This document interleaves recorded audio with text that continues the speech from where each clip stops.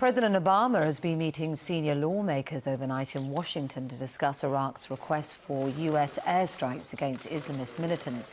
Baghdad wants to break the morale of fighters who have seized several key cities in the past week.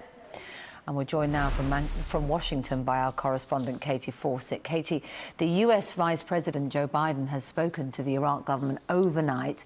What's he said?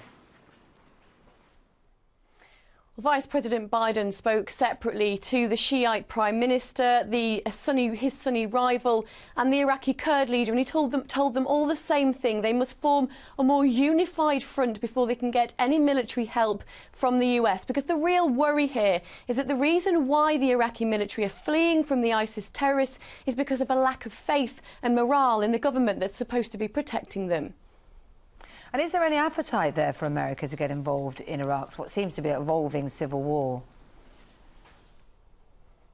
Absolutely not, Kate. If you listen to any of the rhetoric that came out of Obama's meeting with congressional leaders last night, it all points to him saying that this is not America's war, it's Iraq's war. Any help that they will be giving them will be in the form of training, advice. Yes, there might be airstrikes, but it's thought now that they're most likely to be unmanned drones. Now, this is a very, very important time for Obama, a very stormy patch in his presidency. He's plummeted in the polls. 57% of people saying that they've lost faith in his foreign policies, only 50% saying they believe he's competent, which is less than the people who answered that same question with a yes during Bush's presidency post Hurricane Katrina. So he's in a really bad spot at the moment. He has to get this right. He doesn't want a war with Iraq, but at the same time, thousands of lives were lost here in America during the Iraq war, and he has to show that all of that was not in vain.